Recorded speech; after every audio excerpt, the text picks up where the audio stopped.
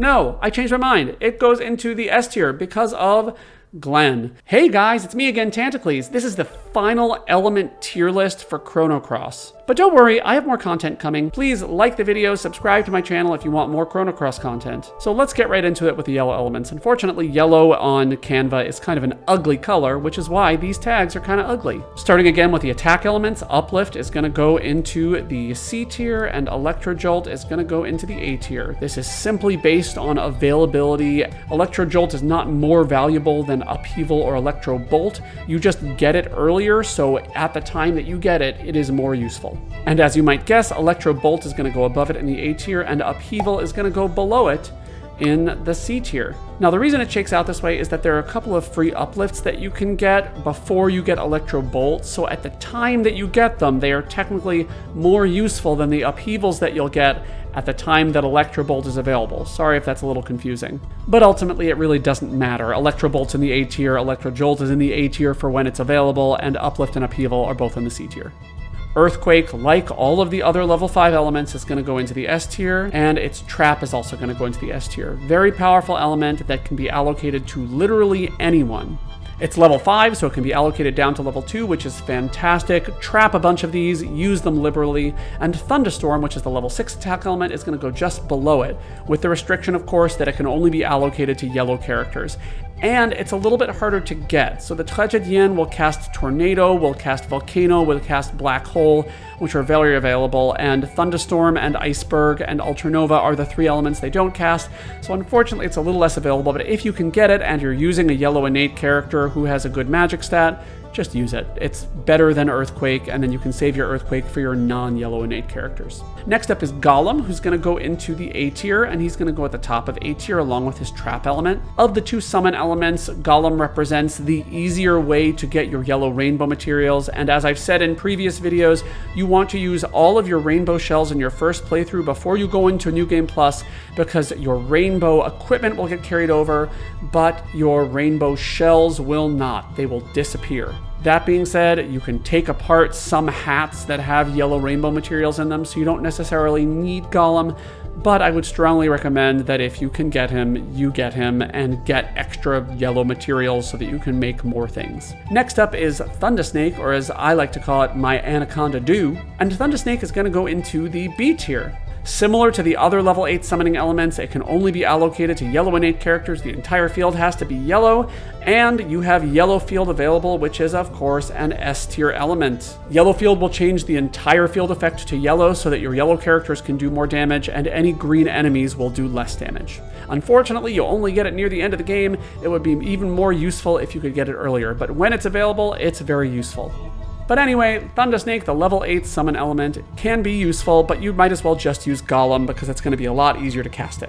Until you get yellow field, an enemy is very likely to just cast an element and ruin your field effect before you're able to cast Thundersnake, whereas with Gollum you can rapid fire and cast, and then cast your Gollum after that. Now, Capsule is next, and I was originally going to put it into the C tier because I thought it was level 2, but now I found out that it is a level 3 consumable element, and it can only be allocated to level 3. It heals 100 HP and will of course change the field effect, but I would not waste a level 3 slot on this. I put it in the D tier.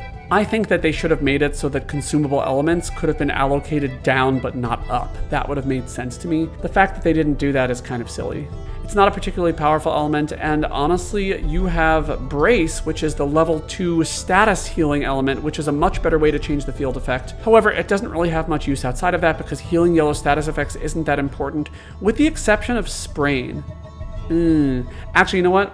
I'm going to change this. I'm going to put this in the B tier because Sprain is such an annoying status effect for your characters to have that you want this for outside of battle. Not in, just outside of battle. Sprain makes it so that your characters can't run, so you're more likely to get into more encounters that you don't want to get into, and you can just use Brace to make it all go away. So have Brace in your inventory, just I wouldn't allocate it unless you are desperately looking for a way to change your field effect multiple times in the battle. Of course, it's consumable, so you can use it up to 5 times, but I don't think that it's worth a level 2 slot when you have something like Panacea or Purify to cure your status effects. Next up is High Res, which is going to raise your physical resistance, and I'm gonna put that into the C tier. Generally, it's not worth it, and it only affects one character, so you're gonna be preventing physical damage on one character, and the enemy often will just attack someone else, so I say don't bother with this. Focus on doing more damage, not making the enemy do less damage. And on that same vein is low res, which is going to go into the B tier. This decreases your enemy's physical resistance. It's somewhat useful, but might fail on bosses, and honestly, there are better ways to get damage on bosses. You can use a turn element,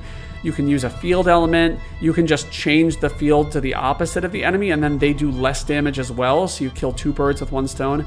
I don't think this is worth your time. And of course, if you're fighting a yellow innate enemy, these become even less worthwhile because then you're changing the field to yellow and they can do more damage to you and you will do less damage to them. Well, at least your green characters will do less damage to them. Everyone else will not be affected by that. Next up is anti-green, and anti-green is gonna go into the D tier, or C tier. I don't really know where to put these anti-spells. I don't find them that useful. You know what? I'm just gonna go with my instinct and put it in the D tier. I don't think it's that worth it. It often misses on bosses. You're better off focusing on doing more damage to the bosses, and it wears off too, even if it hits. So just don't bother using these. Oh, and they can only be equipped to yellow innate characters, so why bother?